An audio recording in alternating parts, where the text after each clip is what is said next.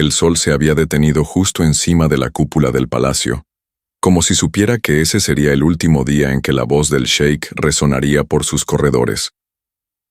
En el ala más antigua, envuelta en bugambilias secas, la sheika permanecía de pie, inmóvil, frente a una urna de barro pintada a mano. No lloraba, no se rompía, solo cerraba los ojos como si, al hacerlo, pudiera impedir que el mundo se quebrara. Su padre yacía dentro de esa urna, convertido en cenizas y legado. Lo habían enterrado en silencio, sin proclamas, sin duelo público, sin herederos visibles. Solo ella y un puñado de mujeres fieles sabían que el trono había quedado vacío.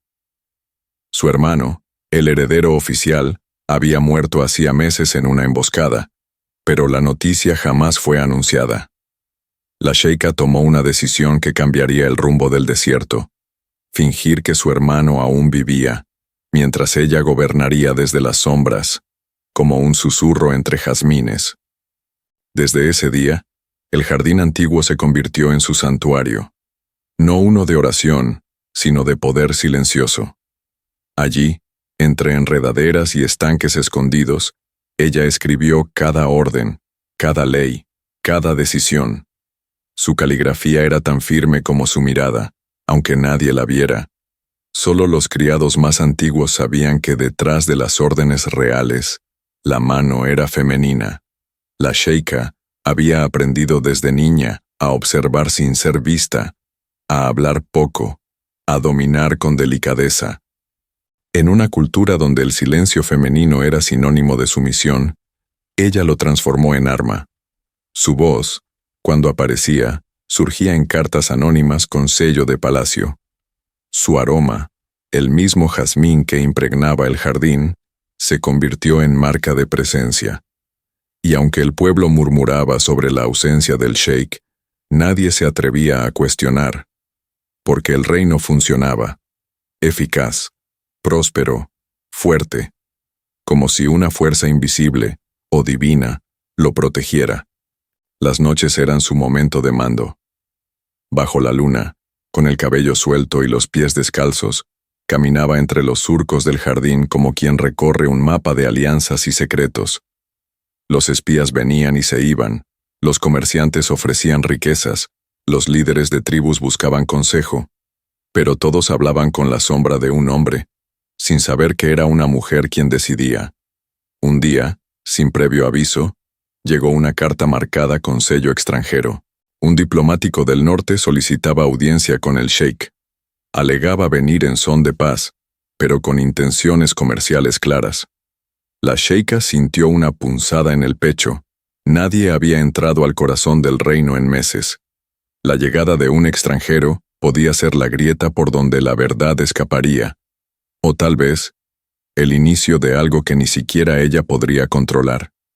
Desde ese momento, ordenó preparar el pabellón de las flores, el sitio donde haría su primer movimiento, sin ser vista. En la madrugada, antes de que la servidumbre despertara, la sheika colocó un pequeño ramo de rosas negras al pie de la fuente central. Era un símbolo antiguo, usado por su madre cuando deseaba advertir sin palabras. La mujer que gobierna desde el silencio también sabe cuándo gritar con gestos. Luego, tomó uno de los cuadernos de piel que heredara de su padre y escribió la primera entrada de lo que sería un diario secreto de gobierno. Hoy el poder se esconde bajo los pétalos, y si el mundo no está listo para una reina, que entonces le tema a una sombra que florece. Esa frase quedaría marcada para siempre en la historia de su pueblo. No por lo que decía, sino por lo que anunciaba. Algo nuevo había comenzado. Algo que nadie, ni siquiera los dioses moes podrían detener. Cuando el diplomático puso un pie en el palacio de Zahrat al-Kamar, no fue recibido por tambores ni cornetas. No había comitiva, ni discurso, ni la majestuosidad típica de las cortes orientales. Solo un sirviente anciano, de mirada opaca y gesto comedido, le indicó en silencio el camino hacia sus aposentos. El palacio respiraba una quietud densa, como si los muros contuvieran un secreto demasiado grande para ser compartido. El diplomático, un hombre formado entre mapas y tratados, sintió que había entrado en un territorio donde lo lógico se desvanecía y lo simbólico gobernaba. No se lo dijo a nadie, pero desde su llegada, algo le inquietaba. Cada decisión, cada movimiento del supuesto sheik, llegaba en forma de nota manuscrita. No había audiencia formal, ninguna voz, ninguna presencia, solo tinta sobre papel y siempre perfumada con jazmín. La primera noche, desde su balcón, observó la figura de una mujer cruzando el jardín central. No pudo distinguir su rostro, pero la forma en que se movía, con paso firme, sin miedo, como si el jardín fuera una extensión de su alma, lo dejó inmóvil. Intentó preguntar por ella, pero los criados desviaban la mirada, o decían que no había mujeres con permiso para transitar solas por esa ala del palacio. Aquello solo aumentó su curiosidad. Mientras tanto, los asuntos diplomáticos avanzaban con desconcertante fluidez. Las decisiones eran rápidas, coherentes y extremadamente inteligentes. Más aún, sensibles. Había respuestas que ningún hombre de Estado enviaría con tanto cuidado por la cultura del país visitante. Aquí hay una mente que escucha entre líneas, pensó, anotando en su cuaderno. Y eso era peligroso, porque una mente así, si se oculta, puede ser también una estratega silenciosa. En el segundo día, recibió una caja lacrada con documentos sellados y un mapa manuscrito. La carta que la acompañaba no llevaba firma, solo un símbolo floral, una rosa negra, trazada con pincel delicado. El mismo emblema que él había visto en un antiguo códice sobre símbolos tribales femeninos del sur del desierto. Eso no era casualidad, era una señal. Comenzó entonces a pensar que el sheik estaba enfermo, o quizá, ausente. Las decisiones venían de otro lugar, de alguien que conocía los rituales masculinos, pero no los encarnaba. Alguien que fingía ser una sombra, y lo hacía tan bien que el mundo entero lo aceptaba sin cuestionar. Fue entonces que decidió investigar. Pero no como diplomático, sino como hombre atrapado entre el deber y la fascinación. Y como todos los que empiezan una búsqueda sin saber qué buscan, lo primero que encontró fue a sí mismo, reflejado en los ojos de una mujer que aún no había visto, pero que ya lo había observado desde el día 1. En el ala este del palacio, donde antiguamente se encontraban los salones de música y poesía, descubrió una biblioteca cerrada al público. Logró convencer a un archivista para acceder por unos minutos. Lo que vio ahí no era un archivo cualquiera. Era un templo de memorias femeninas, diarios, cartas, partituras escritas a mano, retratos apagados por el tiempo, y en una vitrina de cristal, una pluma envuelta en tela de seda. Al tocarla, sintió un escalofrío. Era la misma caligrafía que recibía a diario en sus informes. No había duda. Alguien había creado un gobierno desde la poesía, un gobierno que no usaba espadas ni coronas, sino versos, flores y tinta. Y eso lo asustó, porque entendió que había entrado en el dominio de una sheika invisible, una mujer que no pedía permiso, una reina que no necesitaba ser vista para ser obedecida. Déjale un like al video y suscríbete al canal. Estamos rumbo a los 10.000 suscriptores. Únete. Durante los primeros 3 días, el diplomático mantuvo una postura fría, analítica, propia de quien representa a una nación ante otra. Pero en su interior, algo empezaba a desmoronarse. No era debilidad, sino un tipo de vértigo nuevo. La sensación de estar siendo observado, guiado, manipulado, pero con ternura. Las órdenes que recibía eran perfectamente lógicas, pero venían impregnadas de un tacto que ningún gobierno extranjero usaría. Un respeto por su cultura, una atención a los detalles, una forma de anticipar preguntas sin que él las hiciera. Y en cada papel, siempre la misma señal muda, el aroma de jazmín. Aquello no era coincidencia. Era estilo.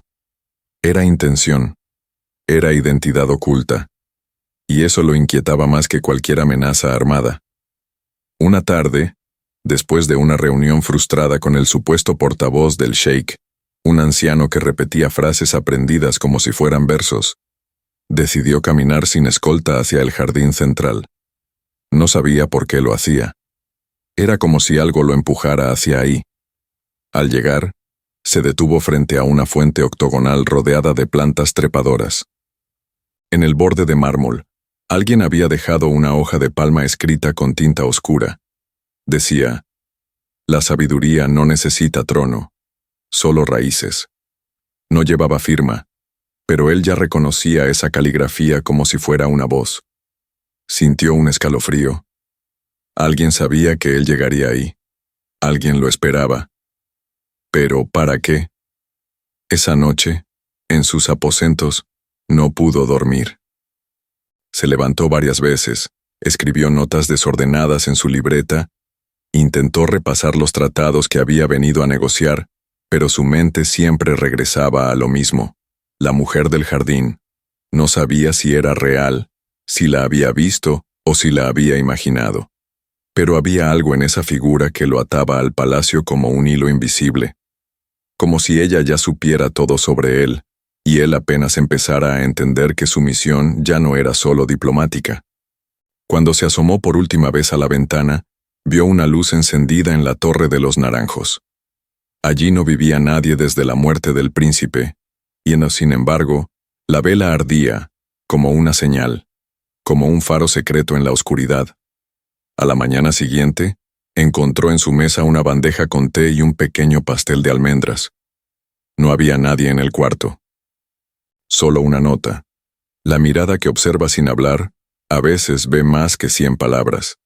El diplomático se sentó, sin tocar nada, y murmuró para sí: «Esto ya no es un tratado, es una prueba».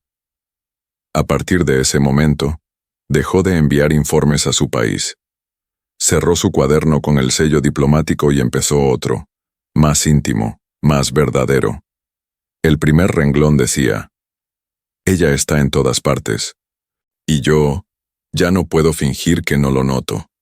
Aquella noche, el palacio parecía respirar distinto. Los corredores se extendían como venas vivas, murmurando secretos entre cortinas de seda y paredes ornamentadas con caligrafías antiguas. El diplomático caminaba sin rumbo, guiado solo por un impulso. El aroma era tenue, pero constante. Jazmín, no un jazmín común, sino uno húmedo, de jardín recién regado, mezclado con una nota de incienso y tinta. Lo seguía como quien persigue un recuerdo que aún no vivió. Bajó por la galería de los vitrales y cruzó un patio interior que, durante el día, permanecía cerrado. Pero esa vez, la puerta estaba entreabierta. Al empujarla, una ráfaga cálida le rozó el rostro, como un suspiro contenido. Estaba dentro del corazón secreto del palacio, el jardín de la sheika. Era un lugar que no aparecía en los planos. Un oasis dentro del oasis. No había fuentes ni mármoles. Solo tierra, sombra y un caos ordenado de plantas medicinales, hierbas aromáticas y rosas silvestres. En el centro, una pérgola cubierta de bugambilias servía de techo natural a un banco de piedra. Sobre él descansaba una bandeja de cobre con una tetera, 2 tazas y un pequeño cuaderno abierto. El diplomático se acercó, sintiendo que invadía un templo. En el cuaderno había una sola frase escrita: «Si te atreves a beber, también deberás atreverte a ver». No sabía qué significaba, pero la caligrafía era la misma. Elegante, firme, silenciosa, como ella. Se sentó, sin saber si eso era permitido. Sirvió el té, aún tibio, y se lo llevó a los labios. El sabor era profundo, entre dulzura y fuego. En ese momento, sintió una presencia detrás de las hojas. No vio a nadie, pero supo que no estaba solo. El jardín lo observaba. Más aún, ella lo observaba a través del jardín. Una brisa movió una cortina de lino, revelando apenas una silueta femenina que se desvaneció en segundos. No dijo palabra, no dejó huella. Solo una flor caída, una gardenia blanca sobre el suelo, justo donde él había dejado su bastón de viaje, como si se lo cambiara por algo más delicado, más verdadero. Aquello no era una trampa, era un ritual, y él, sin saberlo, ya estaba participando. De vuelta en su habitación, esa madrugada no escribió en ningún cuaderno. Solo se sentó frente al espejo y se miró largo rato. Se preguntó cuándo fue la última vez que había sentido esa clase de certeza, la de estar siendo transformado. No por una mujer, no por una cultura, sino por un tipo de belleza que no exigía explicación, ni nombre, ni rostro, solo entrega. Al cerrar los ojos, pensó en la frase del jardín, y por primera vez desde su llegada, admitió en voz baja: sí, me atrevo. Los días siguientes pasaron con una calma engañosa. El palacio seguía funcionando con la misma precisión de siempre, pero algo había cambiado en él. El diplomático ya no pedía audiencias, ni enviaba informes diarios a su país. Se había vuelto más silencioso, más atento, como si supiera que la verdadera negociación ya no era por tratados ni acuerdos, sino por algo que no se podía escribir. Comenzó a frecuentar los rincones más viejos del palacio, donde el tiempo parecía haberse detenido. Ahí, cada piedra, cada cortina, cada sombra le hablaba de alguien que gobernaba sin rostro, pero con fuerza. Las señales eran cada vez más claras. Una flor sobre su escritorio, una frase en los márgenes de un documento, una taza de té con ese mismo aroma de jazmín que lo perseguía desde el primer día. Ella estaba en todo, menos frente a él. Una mañana calurosa, mientras recorría la biblioteca occidental, esa que, según le habían dicho, solo los historiadores podían usar, notó algo fuera de lugar. Detrás de un conjunto de libros polvorientos, había un cuaderno de cuero viejo, con los bordes desgastados y sin título. Lo tomó con cuidado, sintiendo que tal vez no debía hacerlo, pero lo abrió, y lo que encontró ahí cambió todo. No eran notas políticas, ni registros de estado, eran pensamientos personales, casi confesiones, frases cortas, algunas inconclusas, otras tan intensas que le erizaron la piel. Ser fuerte no es mandar, es seguir de pie cuando nadie te ve. Si algún día me descubren, que sea por amor, no por error. Era su letra, lo supo de inmediato. La misma caligrafía elegante que ya había aprendido a reconocer, pero sin el disfraz del poder. Era ella, sin velo. Ella, pensando, temiendo, sintiendo. Se detuvo, cerró el cuaderno. Lo volvió a esconder, pero esa noche no pudo dormir. Había cruzado una frontera. No sabía si lo había hecho por accidente, o si ella lo había dejado ahí, a propósito. Lo estaba guiando, lo estaba probando, y, peor aún, ya sabía lo que él comenzaba a sentir, porque sí, lo admitía en silencio. Se estaba enamorando, de una presencia que no había visto, pero que ya lo había transformado. Y eso era peligroso, porque en su mundo, el amor no se negocia, se oculta, se niega, se entierra. Al día siguiente, durante una reunión con el portavoz del trono, ese hombre seco que hablaba como si repitiera lo que alguien más le dictaba, el diplomático preguntó con cortesía forzada: ¿hay alguna razón por la cual Su Majestad aún no me recibe en persona? El portavoz vaciló. Bajó la mirada y, tras un silencio incómodo, murmuró: está en aislamiento, por motivos espirituales. Pero él ya no creía en eso. Sabía que el sheik no estaba, que quien gobernaba no usaba turbante ni espada, sino palabras suaves, jardines escondidos y una mirada que aún no conocía, pero que ya lo había desarmado.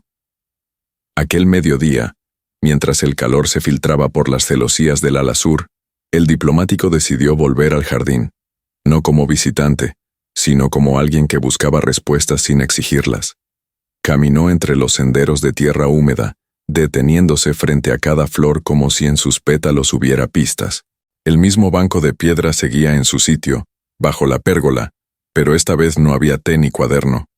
Solo un pañuelo blanco, cuidadosamente doblado, con una pequeña inscripción bordada a mano. Lo que no se dice, también se siente. Él lo tomó entre los dedos, como si tocara algo sagrado. No sabía si era una disculpa, un aviso o una invitación a seguir. Ese día no hubo reuniones oficiales. Todo parecía en pausa. Como si el palacio entero se hubiera detenido para permitirle pensar. Pasó horas en el jardín, hasta que el sol comenzó a ceder ante el crepúsculo. Fue entonces cuando la vio, no completamente, apenas un destello de tela entre las ramas, un movimiento suave que no pertenecía al viento. Caminaba entre las sombras, pero dejaba un rastro, no de pasos, sino de presencia. Era como si el jardín respondiera a ella. Las flores parecían inclinarse, los pájaros callaban, y él, sin moverse, supo que ella estaba ahí, que lo observaba, y que su silencio era más elocuente que 1000 palabras. Más tarde, ya en su cuarto, encontró una nueva nota dentro de su baúl, donde guardaba los documentos diplomáticos. Decía: «No leas lo que no estás dispuesto a entender». El golpe fue seco. Ella sabía del cuaderno, sabía que él lo había encontrado, lo había leído, y no lo condenaba, pero tampoco lo perdonaba. La frase era un límite, una advertencia delicada, como todo lo que venía de ella. Se sintió expuesto, vulnerable, confundido. ¿Por qué no lo alejaba por completo? ¿Por qué lo seguía guiando? ¿Por qué, a pesar de todo, no quería que se fuera?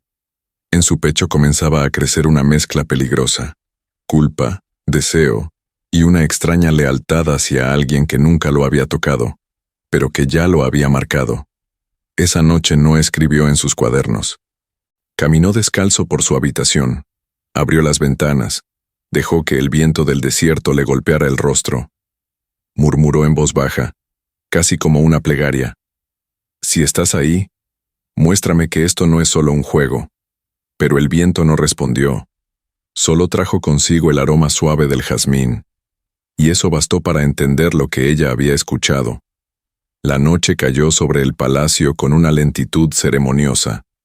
No había viento, ni canto de aves, solo el sonido de una fuente lejana, como si el agua también susurrara secretos. El diplomático, vestido con una túnica ligera, salió sin destino. No llamó a nadie, no dejó recado, caminó guiado por una certeza inexplicable. Aquella noche, algo sucedería. Sus pasos lo llevaron de nuevo al jardín escondido. Pero esta vez, encontró las linternas encendidas. Una luz cálida, suave, iluminaba el sendero de piedras que conducía hasta la pérgola. Sobre el banco de piedra, una jarra de cobre humeaba, y 2 copas de cristal tallado esperaban en silencio. No había flores, no había notas, solo un espacio preparado, como si alguien supiera que él vendría. Se sentó con el corazón latiendo como nunca, y entonces la escuchó. No fue una aparición, no fue una figura revelada, fue una voz, saliendo de detrás de una cortina de seda que se movía apenas, una voz firme, baja, sin temblores. No todo lo que se oculta es mentira. Él no contestó. Se quedó quieto. Cerró los ojos para grabar ese sonido en su memoria. A veces se esconde lo que se ama, para protegerlo. La voz siguió, como un canto suave, envuelto en el aire perfumado de jazmín. Usted entró sin pedir, y aún así, yo no lo he hecho. El diplomático tragó saliva. Quiso hablar, pero no pudo. No quería romper el hechizo. Ella continuó. Leí lo que escribió en su cuaderno, cada palabra, cada duda, un silencio, luego, un suspiro. No soy el hombre que busca, ni el poder que representa, pero soy la verdad que este reino necesita. Y entonces cayó. La cortina volvió a moverse. El diplomático, por fin, se atrevió a hablar. No vine a buscar un hombre. Vine a encontrar respuestas. Pero ya no hubo respuesta. La voz se había ido, o se había fundido con la noche. Solo quedó el jardín, las linternas, el vapor del té aún tibio. y un nudo en la garganta de un hombre que había cruzado todas las fronteras, políticas, culturales, personales. Al regresar a sus habitaciones, se sentó frente al espejo. No se reconocía. Su rostro no tenía la dureza habitual. Había algo más blando, más humano, más expuesto. No sabía si la amaba. No aún, pero sabía que estaba dispuesto a perder todo lo que representaba, por seguir escuchando esa voz. Esa que no tenía rostro, pero que ya gobernaba su destino. Esa madrugada, el diplomático no durmió. Caminó descalzo por su habitación como si el mármol pudiera calmar la agitación de su alma. La voz de la sheika aún resonaba en su pecho, como un eco que no quería callar. No tenía nombre, no tenía rostro, pero lo había atravesado, no con gritos ni promesas, sino con esa verdad suave que desarma las certezas más viejas. Al amanecer, sin anunciarse, regresó al jardín. No buscaba verla. Solo estar donde ella estaba, donde su presencia, invisible pero real, lo envolvía como una oración silenciosa. Se sentó junto a la pérgola, cerró los ojos y respiró. El aroma de jazmín seguía ahí, pero esta vez no traía preguntas, traía necesidad. Durante el día, los compromisos diplomáticos continuaron, pero algo había cambiado en él. Su mirada ya no estaba en los mapas ni en los acuerdos.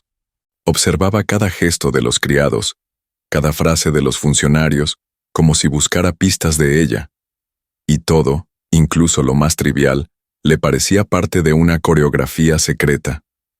Esa noche, al regresar a sus aposentos, encontró una caja de madera tallada sobre su cama. Dentro, había una pequeña vasija de barro y una nota escrita con caligrafía conocida. Planta esto en el jardín, y espera. No decía más. No explicaba, pero él no necesitaba entender con lógica. La obedeció.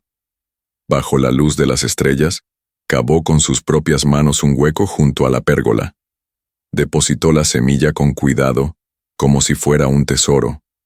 La cubrió de tierra, la roció con agua del estanque, y se quedó ahí, esperando, no por la flor, sino por ella, por lo que ese gesto significaba, porque entendía, sin palabras, que lo estaba iniciando en su lenguaje, un lenguaje de actos, no de promesas, de raíces, no de apariencias. Al día siguiente, algo brotó, no en la tierra, sino en él. Ya no era un enviado de su nación. Era un hombre transformado por el amor silencioso de una mujer que gobernaba con la sabiduría de lo que no se ve. Más tarde, mientras escribía en su diario, se atrevió a dejar una nota en el mismo rincón donde solía encontrar sus mensajes. Era breve, casi un susurro de papel. Estoy listo para esperar, aunque no vengas, aunque no me elijas. Y entonces entendió algo profundo. El deseo no era poseerla, ni verla, ni descubrirla por completo. El deseo era ser digno de ese jardín, de esa paz, de esa voz sin rostro que lo había hecho florecer por dentro. Las noches en Zarat al-Kamar eran cada vez más hondas. El palacio parecía respirar con más lentitud, como si compartiera con sus muros el mismo secreto que ahora pesaba en el pecho del diplomático. Él ya no fingía, no con los otros, ni consigo mismo. Estaba completamente bajo el hechizo de esa presencia que gobernaba sin trono ni corona, pero con una fuerza que lo arrastraba como el viento del desierto. Esa noche, impulsado por una mezcla de necesidad y destino, decidió volver a la biblioteca antigua. No buscaba información ni documentos, buscaba rastros, fragmentos, huellas de ella.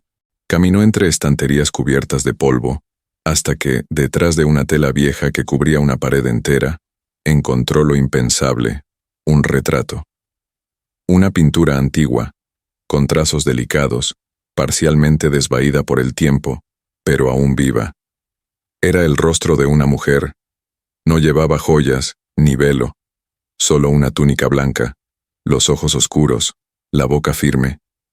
Había en ella algo sereno, y al mismo tiempo feroz, Él la reconoció sin haberla visto jamás. Era ella. Lo supo de inmediato. No por los rasgos, sino por la energía, por la manera en que lo miraba incluso desde la pintura, como si también ahí supiera que él estaba a punto de encontrarla. Detrás del marco, oculto entre los refuerzos de madera, halló un compartimiento secreto. Dentro, un sobre con bordes dorados y un sello roto. El papel estaba envejecido, pero aún legible. Era una carta dirigida al antiguo sheik, escrita por su hija, una súplica, una propuesta, un desafío. En ella, la joven prometía guardar el reino tras la muerte de su hermano, pero bajo una condición, que se le permitiera gobernar desde la sombra, sin que su nombre saliera a la luz. Si debo ser invisible para salvar este lugar, lo seré, pero no renunciaré a la justicia. Gobernaré sin rostro pero con alma, con la tuya, padre, o sin ella. El diplomático cerró la carta con las manos temblorosas. Nada de lo que él había imaginado se comparaba con lo que acababa de leer. Ella no solo era poderosa, era valiente, una estratega, una mujer que había desafiado la historia desde el silencio. Salió de la biblioteca antes de que amaneciera, con los ojos húmedos. No por pena, sino por admiración, por amor, por certeza. Caminó directo al jardín, sin descanso, y ahí, frente a la pérgola, dejó una sola flor, una orquídea blanca que había tomado del invernadero del ala norte, sin nota, sin palabras, porque a veces, cuando uno encuentra la verdad, lo único que puede hacer es rendirse ante ella. ¿Te está gustando la historia? Déjanos tu like y comparte tus impresiones en los comentarios. El silencio del amanecer parecía distinto, más denso, como si las paredes del palacio intuyeran que algo había sido revelado. El diplomático despertó antes del canto del muezín, con la carta aún viva en su memoria y la imagen de la sheika grabada en la piel del alma. Ya no había vuelta atrás. Sabía que el trono estaba vacío, que el hermano estaba muerto, que la única que gobernaba, en secreto, en sombra, en soledad, era ella. Y por primera vez, entendió el peso de ese silencio. No era cobardía, era estrategia, era protección. Era amor por un pueblo que nunca aceptaría ser liderado por una mujer, pero que se beneficiaba todos los días de su sabiduría. Aquel día, mientras se encontraba con uno de los ministros para revisar un tratado pendiente, no pudo fingir más. Sus preguntas eran otras. Su mirada había cambiado. Ya no negociaba desde la lógica política. Lo hacía con un propósito diferente: protegerla. Intuía que no era el único que empezaba a sospechar. Que en los corredores, entre los sirvientes más antiguos, circulaban murmullos, no sobre ella, sino sobre él, porque su presencia, antes discreta, comenzaba a desentonar. Era como si los muros lo advirtieran: cuida tus pasos, porque no todos los ojos aquí son aliados. Esa noche, encontró un sobre bajo su almohada, sin flor, sin perfume, solo un papel áspero, con letras más duras que las anteriores. Era ella, pero no con voz tierna, sino con firmeza. La verdad pesa, y no todos están preparados para cargarla. Lo que sabes ahora te convierte en parte del riesgo. El mensaje era claro. Sabía que él había leído la carta del pasado. Sabía que ahora él llevaba en la conciencia algo que podía destruirla. Pero también lo había aceptado. No lo apartaba. No lo acusaba. Lo hacía cómplice. Él guardó la nota junto a su corazón y salió del cuarto sin rumbo. Caminó por los jardines internos como si buscara protección en la vegetación, en las sombras, en los recuerdos de todas esas noches sin rostro. Se detuvo frente al estanque, donde la luna se reflejaba con nitidez, y murmuró: «No te traicionaré». Lo dijo con la voz ronca de quien se promete algo que no puede romper, porque ahora entendía. No se trataba de amor romántico, ni de atracción. Se trataba de fidelidad a un ideal, a una mujer que había elegido gobernar desde el silencio para que otros pudieran seguir hablando. El aire esa noche estaba cargado, espeso, como si algo no dicho pesara sobre cada piedra del palacio. Las linternas ardían con más fuerza, y los sonidos habituales del jardín habían sido tragados por un silencio denso, casi irrespirable. El diplomático lo sintió apenas cruzó el umbral de su habitación. Algo andaba mal. La puerta estaba entreabierta, las velas apagadas. Y el cuaderno donde solía escribir había sido abierto. Sus páginas revoloteaban como alas en medio de un viento invisible. No había carta. No había flor. Solo ausencia. Bajó de inmediato al jardín, con pasos rápidos y el corazón golpeando como tambor de guerra. Pero no encontró a nadie. La pérgola estaba vacía. El banco de piedra frío. La tierra donde había sembrado la semilla, removida, como si alguien la hubiera arrancado. A lo lejos, un murmullo, no de agua, sino de voces contenidas. Seguidores del antiguo consejo, velados en túnicas oscuras, se reunían en el ala oriental, cerca de la sala de los emires. Había tensión en sus ojos. Un movimiento secreto. Una conjura. Y él lo entendió todo en un segundo. Habían descubierto que el trono estaba vacío. Volvió corriendo a su habitación, buscando en los cajones algún mensaje, alguna señal. Y entonces, detrás del espejo, halló una carta que no llevaba su nombre, pero que reconoció de inmediato. Era de ella. Un último gesto antes de lo inevitable. Esta noche dejarán de buscar al hermano muerto, y comenzarán a buscarme a mí. Si me eligen como enemiga, será por lo que he protegido. Si me acusan, será por lo que he salvado. No vengas por mí. No luches por mí. Esta batalla es mía, y también mi fuego. Antes de terminar de leerla, una explosión sacudió los corredores. Las linternas temblaron, las ventanas estallaron. Un incendio comenzaba en la galería de los manuscritos. El jardín ardía por uno de sus extremos. Las sombras que antes lo protegían, ahora eran llamas que devoraban los muros. El diplomático corrió hacia el corazón del palacio, empujando sirvientes, esquivando columnas, hasta llegar a la entrada del pabellón oculto. Y ahí, entre humo y cenizas, la vio, no como figura difusa, no como voz detrás de un velo, sino como mujer, de pie, envuelta en su manto oscuro, con la mirada encendida. «No es el momento», dijo ella con firmeza. «Vuelve atrás». Pero él no obedeció. Dio un paso, solo uno, y respondió con voz herida. «Si mueres esta noche, moriré contigo». Ella cerró los ojos. Iona por fin dejó que una lágrima cayera. El humo aún flotaba entre los pasillos del ala este cuando los primeros rayos del amanecer comenzaron a filtrarse por las celosías calcinadas. El jardín oculto estaba cubierto de ceniza, como si una noche de invierno hubiera caído sobre el corazón del palacio. Algunas flores aún ardían con lentitud, y el agua del estanque reflejaba el cielo con un tono turbio, casi negro.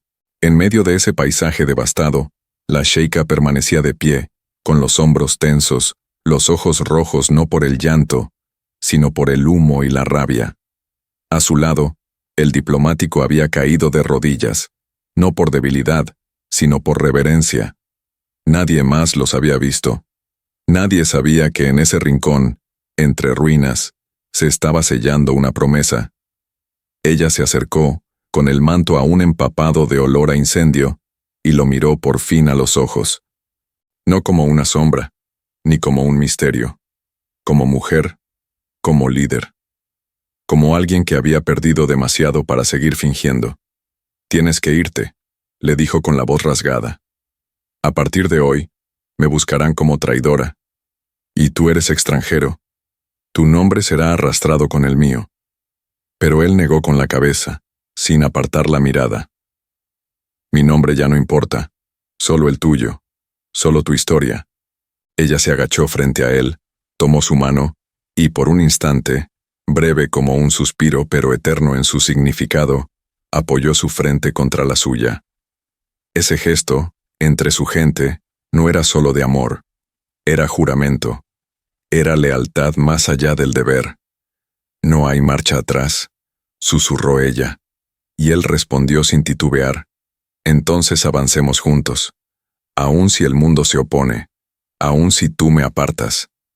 En ese momento, el crujido de pasos rompió el hechizo. Un grupo de guardias leales a la facción opositora se aproximaba desde la entrada norte. La sheika se incorporó de inmediato, volvió a cubrir su rostro y señaló hacia un muro derrumbado. Ahí hay un pasadizo. Toma el camino del sur y no mires atrás. Pero él no se movió. La miró una vez más, con la claridad de quien ha elegido perderlo todo con tal de permanecer fiel. Entonces ella, con un gesto seco y urgente, le colocó algo en la palma, una joya antigua, símbolo del linaje de su familia. Si algún día me caigo, que esta piedra te recuerde quién fui. Y antes de que pudiera responder, lo empujó hacia la salida. Mientras corría entre los restos del incendio, con la joya cerrada en su puño y el corazón ardiendo con una mezcla de amor, temor y furia, supo que aquella mujer no solo había cambiado su vida, le había dado una causa, una identidad, una razón. El día amaneció sin canto de aves. El cielo, encapotado, presagiaba tormenta.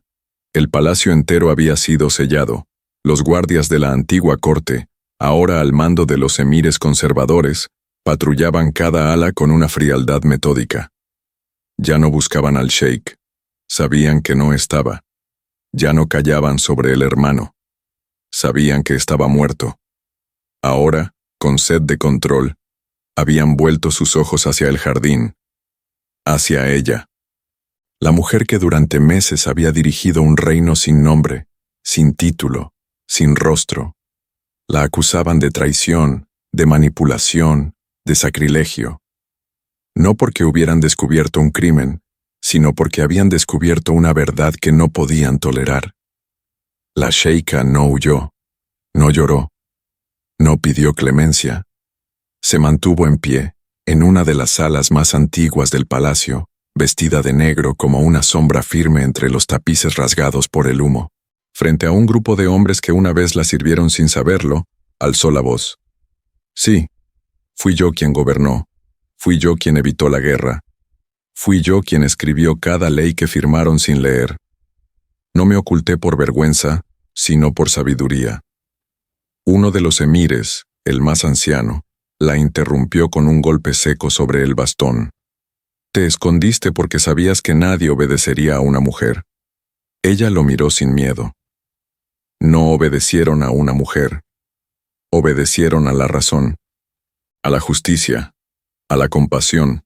Si eso es una maldición, entonces que la corona se maldiga conmigo. No hubo juicio formal, solo condena. Sería expulsada del palacio antes del atardecer, bajo escolta, y su nombre borrado de todos los registros. Pero ella no pidió defensa, no buscó aliados, solo pidió un último momento en el jardín.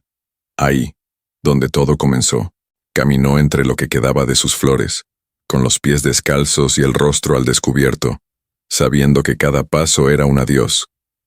Los guardias, incómodos, no la tocaron. Temían su silencio más que sus palabras. Y mientras recogía una flor marchita del suelo, susurró para sí. La tierra sabe quién la cuidó. La historia también sabrá. Esa tarde, cuando la escolta se preparaba para escoltarla fuera del palacio, un joven criado entregó un mensaje urgente a los emires. Nadie lo esperaba. Era del extranjero, el diplomático. Había partido en la madrugada, pero su última carta ardía más que el incendio reciente. Expulsar a quien salvó este reino es enterrar su futuro. No hay tratado, alianza ni paz posible con quienes condenan la verdad. Fue su única declaración. Y aunque no cambió la sentencia, sembró duda en los muros.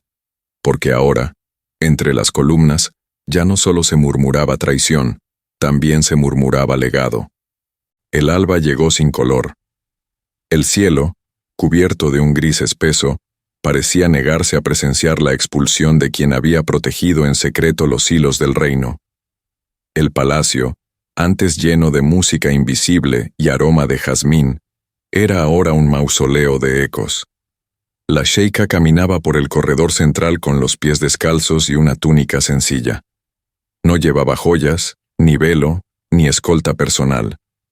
Solo un pequeño saco de tela donde guardaba un puñado de semillas, una carta sin destinatario, y un anillo que no pertenecía a ella, sino a su madre. Cada paso resonaba como una despedida pronunciada con el cuerpo, no con la voz. Los emires no la acompañaron, solo un grupo de soldados nuevos, jóvenes, que no sabían bien a quién estaban escoltando. Algunos evitaban mirarla directamente, otros fingían indiferencia, pero todos, aunque nunca lo dirían, sentían algo parecido a vergüenza. No por ella, por ellos mismos. Porque la mujer que caminaba en silencio, sin cadenas, con la cabeza en alto, no parecía una traidora. Parecía alguien que había hecho más por ese lugar que todos sus acusadores juntos. En las afueras del palacio, una vieja caravana aguardaba. No era una jaula ni una carroza real. Era un carruaje sencillo, con ruedas gastadas y tapices desteñidos. Ella subió sin decir palabra, pero antes de que los caballos partieran, pidió detenerse, bajó lentamente, miró hacia el portón una última vez y recogió un puñado de tierra. La guardó en su puño cerrado y murmuró tan bajo que solo el viento pudo escucharla. Esto no es una despedida, es una siembra. Durante el trayecto, el silencio fue absoluto. Nadie osaba hablarle. Nadie sabía qué decirle. Y sin embargo, ella no lloró, no tembló. Solo observó el paisaje, reconociendo cada árbol, cada curva del desierto, como quien se despide sin soltar el vínculo. Su mirada no era de derrota, era de dolor contenido, y de una esperanza muda que resistía como raíz bajo la arena. En el horizonte, entre las montañas, un halcón surcó el cielo. Ella lo siguió con la vista hasta perderlo. «Vuelo libre», susurró, pero no sin memoria, y mientras el carruaje se alejaba, un sirviente antiguo, que había servido en los jardines desde que ella era niña, se arrodilló en la sombra de una columna. Con los ojos cerrados, colocó una flor blanca sobre el mármol del jardín devastado. Nadie vio. Nadie aplaudió. Pero ese gesto silencioso fue el primer acto de resistencia, porque incluso el exilio puede ser el principio de algo sagrado. El desierto, que siempre había sido símbolo de prueba y renacimiento, ahora se abría ante la sheika como un espejo inmenso, crudo, sin adornos. La caravana avanzaba lentamente, cruzando los senderos que una vez formaron parte de rutas de comercio y peregrinación. Pero para ella, cada kilómetro era también una línea más que se dibujaba entre lo que fue y lo que estaba por nacer. Nadie sabía hacia dónde se dirigían, solo ella. Había elegido el exilio, pero no la desaparición, porque un alma como la suya no se apaga con el silencio. Se replanta en otro lugar, como una semilla a la espera de lluvia. Las noches eran frías, la arena, áspera, la comida escasa, pero lo que más dolía era oír su nombre convertido en susurro entre los viajeros. Algunos la miraban con curiosidad, otros con miedo disfrazado de respeto. Nadie se atrevía a preguntarle quién era, pero todos sabían, porque su presencia no podía ocultarse. Era como el fuego, incluso cubierto, seguía emanando calor. En una de esas noches, mientras las estrellas ardían sobre las dunas, uno de los niños de la caravana se acercó a ella sin miedo. Le ofreció una piedra blanca, lisa y pequeña, y dijo con inocencia pura: «¿Usted es la mujer del jardín?». Ella no respondió. Solo sonrió con tristeza, y le cerró la mano con suavidad sobre la piedra. Ese niño nunca lo supo, pero ese gesto fue la primera vez que ella fue llamada por lo que era, sin juicio, sin condena, sin protocolo. El diplomático, mientras tanto, había regresado a su país. pero su alma no lo siguió. El cuerpo viajaba entre salones y reuniones diplomáticas, pero su mente se quedaba en cada rincón de Zahrat al-Qamar. No buscaba venganza, buscaba formas de protegerla, de que su nombre no fuera borrado por los libros ni por la cobardía de los hombres. En secreto, comenzó a escribir. Un manuscrito sin firma. Un testimonio que hablaba de una mujer sin corona que había sido reina de un pueblo sin saberlo. Hay gobiernos que nacen del poder, y hay otros que brotan de la verdad. Ella fue ambos, y ningún fuego pudo quemarla. En el desierto, la sheika continuaba su travesía. En una de las paradas, bajo una higuera solitaria, se detuvo para plantar una de las semillas que había guardado del jardín destruido. No lo hizo como acto de nostalgia, lo hizo como promesa, porque aún lejos de su palacio, ella seguía siendo raíz, y donde hay raíz, hay futuro.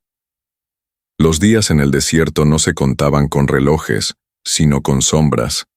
La sheika, ahora vestida con ropas simples y el rostro quemado por el sol, se había integrado a una pequeña comunidad nómada que la acogió sin hacer preguntas. Nadie la nombraba, nadie la trataba como reina. Y sin embargo, su sola presencia reorganizaba el espacio. Las mujeres comenzaron a acercarse a ella con recetas antiguas, historias de hijas perdidas y pedidos de consejo. Los hombres, aunque distantes al inicio, aceptaban su silencio como un tipo de liderazgo discreto. Y las niñas imitaban su manera de andar. Porque la dignidad no se enseña, se contagia. En una mañana de mercado, mientras compartía un cesto de dátiles con la curandera del grupo, escuchó una conversación entre mercaderes del norte. Hablaban de un libro prohibido que circulaba por los puertos, un texto anónimo que contaba la historia de una mujer sin nombre que gobernó desde un jardín y que fue traicionada por hombres con miedo al cambio.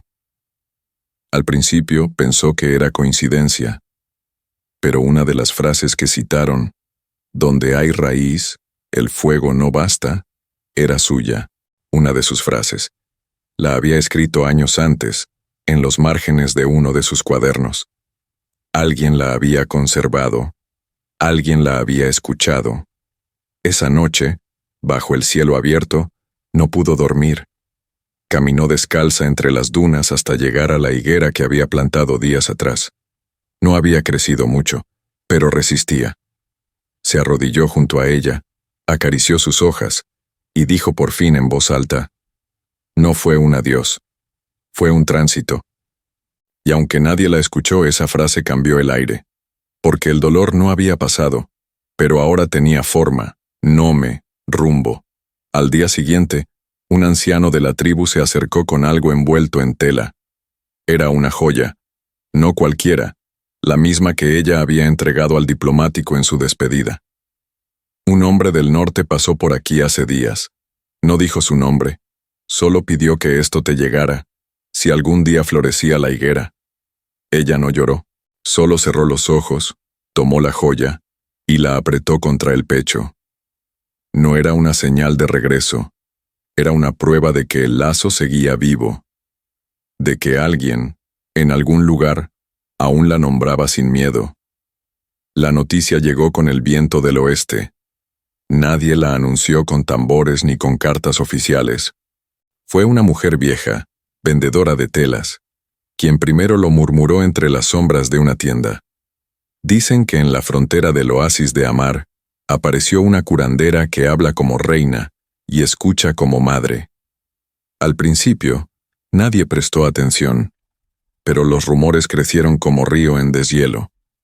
Esa mujer no pedía oro, no reclamaba poder, no hablaba de sí misma, pero donde pasaba, la tierra se volvía fértil, las decisiones más justas, y los conflictos se resolvían con palabras en vez de lanzas. Pronto, los mercaderes empezaron a llamarla con respeto, la dama del velo blanco. Y aunque su rostro seguía oculto por un manto, su voz comenzaba a ser reconocida por quienes una vez la ignoraron. En Zahrat al-Qamar, las cosas no iban mejor. El consejo de los emires se había fragmentado. El pueblo, antes pasivo, ahora preguntaba. Querían saber por qué la paz que existía había desaparecido de repente. Querían entender por qué, desde que el heredero había dejado de aparecer, los tributos subieron y la justicia desapareció. Y en medio de ese malestar, comenzó a circular una copia del manuscrito prohibido. Nadie sabía quién lo había escrito, pero todos sabían de quién hablaba, y en cada rincón del reino, mujeres comenzaron a nombrarla en voz baja, como quien invoca algo más grande que sí misma. El diplomático, desde la distancia, observaba los movimientos con la paciencia de quien planta sin esperar cosecha inmediata. Sabía que ella seguía viva, y eso le bastaba. Mas cuando una de las ediciones del manuscrito llegó a sus manos, vio algo que le heló la sangre. En una de las últimas páginas, alguien había añadido una línea que no era suya. Pronto regresará y no pedirá permiso. Aquello no era una amenaza, era una promesa, y por primera vez en meses, supo que el retorno estaba en marcha, no por venganza, sino por dignidad. Esa noche, bajo el cielo estrellado de Amhar, la sheika se detuvo junto al pozo central de la aldea. Llevaba el rostro descubierto. Los ancianos, los niños, los comerciantes, todos la miraban en silencio. Y ella, con la voz firme pero sin arrogancia, dijo por primera vez en mucho tiempo su nombre completo. Soy hija de Saarat al-Kamar, y no vengo a tomar, vengo a devolver lo que me arrebataron. Y cuando cayó el silencio, no hubo dudas, solo una certeza silenciosa. La reina sin trono había vuelto. Y esta vez, venía acompañada por la luz de quienes creían en ella. La tormenta llegó sin aviso. Como si el cielo, cansado de observar tanto silencio, hubiera decidido hablar con agua. El oasis de Amar, por primera vez en años, recibió lluvia con fuerza.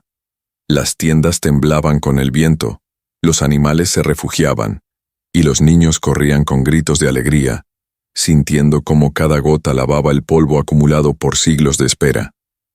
La sheika no se ocultó, salió al centro de la plaza con el rostro al descubierto, los brazos abiertos, permitiendo que el agua cayera sobre su piel como un bautismo tardío. No era fragilidad, era renacimiento, era fuego que ahora se transformaba en agua. Fue entonces cuando lo vio.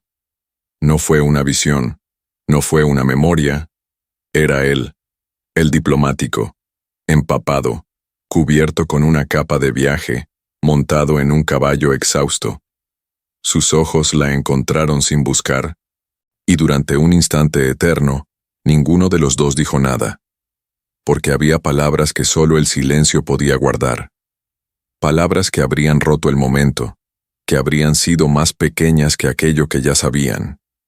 Él bajó del caballo con lentitud, sin prisa, como si cada paso fuera necesario. Cuando finalmente estuvo frente a ella, no la tocó, solo miró sus manos, aún mojadas, aún abiertas, y dijo en voz baja, con la garganta áspera por la travesía: «Supe que ibas a regresar, pero no supe cómo volver yo». Ella apenas respondió con un suspiro. No había recriminación, ni drama, solo presencia. Caminaban bajo la lluvia en silencio, no como amantes, ni como aliados, como dos sobrevivientes de un incendio que se reencuentran en la primera lluvia. Bajo una palmera inclinada, ella le entregó algo envuelto en lino, el segundo anillo del set que perteneció a su madre. Él lo recibió sin palabras. No era una promesa de amor, ni de futuro. Era algo más sagrado, un reconocimiento. «Gracias por no olvidarme», susurró ella, mientras el agua seguía cayendo con fuerza. «Gracias por seguir escribiéndome, incluso cuando nadie sabía que yo existía». Él quiso decir algo, explicar, confesar, pero ella colocó un dedo sobre sus labios y murmuró: «Ya no hace falta. Ahora solo camina, conmigo». Y mientras la tormenta se alejaba por el horizonte, dejando atrás un cielo limpio y la tierra húmeda, los dos avanzaron por la aldea. Nadie los detuvo, nadie aplaudió, pero las miradas se cruzaban con respeto. Porque en ese instante, todos sabían, la mujer del jardín había regresado, y no lo había hecho sola. El retorno no fue anunciado. No hubo trompetas, ni cartas selladas, ni estandartes. La sheika no necesitaba permiso para volver. Había dejado de ser súbdita de sus propios miedos. Ya no buscaba reconocimiento, buscaba reconstrucción. Viajó de aldea en aldea, no como líder caída, sino como sembradora de voces. A cada paso, mujeres se sumaban a su marcha. Curanderas, escribanas, tejedoras, madres. No gritaban, no portaban armas. Llevaban consigo libros, agua, pan y un canto antiguo que solo asomaba cuando el sol se ponía. El diplomático, siempre a su lado, no tomaba la delantera. Caminaba detrás de ella, como se camina detrás de una verdad. Al llegar a las puertas de Zahrat al-Kamar, no encontraron resistencia. Los guardias que aún permanecían no bajaron lanzas. Algunos se arrodillaron, otros simplemente abrieron las puertas, no por miedo, por alivio. El palacio, con sus muros ennegrecidos por el fuego y el tiempo, parecía contener la respiración, y cuando ella cruzó el umbral, descalza, sin velo y con una flor en la mano, se oyó lo que nadie esperaba. Silencio. Pero no el silencio de antes. Era otro. Era denso, expectante, respetuoso. Ella no reclamó trono, no subió al estrado, no dictó sentencia. Caminó hasta el jardín destruido, se arrodilló junto a la tierra endurecida y sembró la misma semilla que había cargado en su puño el día de su exilio. No vengo a tomar lo que me robaron. Vengo a devolver lo que me hizo fuerte, susurró. Y esa frase, sin micrófono ni eco, fue escuchada por todos, porque a veces las revoluciones comienzan en voz baja. Esa noche, el Consejo de Emires fue disuelto, no por decreto, por decisión de los pueblos que enviaban cartas, mujeres y jóvenes con preguntas que ya no podían ignorarse. El palacio dejó de ser símbolo de jerarquía para volverse lugar de encuentro. La sheika y el diplomático no se casaron, no firmaron alianza, compartían un mismo cuaderno, una misma casa y un mismo jardín. Reinaban, sí, pero sin corona. Reinaban porque eran escuchados, porque sabían cuándo hablar y cuándo sembrar. Y así, sin ceremonia ni aplausos, comenzó el tiempo del reino de dos. Uno donde la justicia se discutía bajo árboles, donde los archivos eran públicos y donde nadie era llamado por su título, sino por su nombre. Pasaron los años como pasa el viento entre las dunas, sin hacer ruido, pero esculpiendo todo a su paso. Zahrat al-Kamar ya no era el mismo reino, y nadie lo deseaba igual. Las calles tenían nombres nuevos, algunos en honor a poetas, otros en honor a mujeres que antes solo figuraban como notas al pie. El palacio dejó de ser una fortaleza para volverse un centro vivo de aprendizaje, sanación y encuentro. No había guardias en las puertas, había árboles. Y entre esos árboles, en el rincón más antiguo, brotó finalmente la semilla que ella había plantado con las manos temblorosas de quien no pide perdón, sino espacio para florecer. El jardín no volvió a ser como antes. Fue mejor, no tan perfecto, pero más libre. Las flores crecían sin patrón rígido, y los pájaros cantaban sin horario. En el centro, una fuente construida con fragmentos de lo que el fuego no pudo consumir. En uno de sus bordes, talladas con delicadeza, las palabras que alguna vez ella escribió en la oscuridad. No toda fuerza necesita trono. A veces, basta con raíces. La sheika envejecía con serenidad. Caminaba cada mañana por los senderos con una niña de cabello oscuro y ojos curiosos que le preguntaba todo. Nadie sabía de quién era hija. Algunos decían que era adoptada, otros que había llegado con una caravana del sur, pero a nadie le importaba, porque ella la llamaba hija, y con eso bastaba.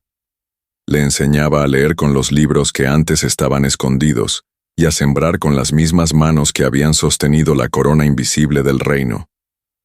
El diplomático, de cabello más gris pero mirada aún cálida, la observaba desde el banco de piedra donde todo había comenzado, escribiendo un nuevo cuaderno. No de guerra, ni de tratados, de memorias. Nunca hubo ceremonia, nunca hubo boda. Pero un día, los niños del pueblo comenzaron a llamarlos madre y padre del jardín.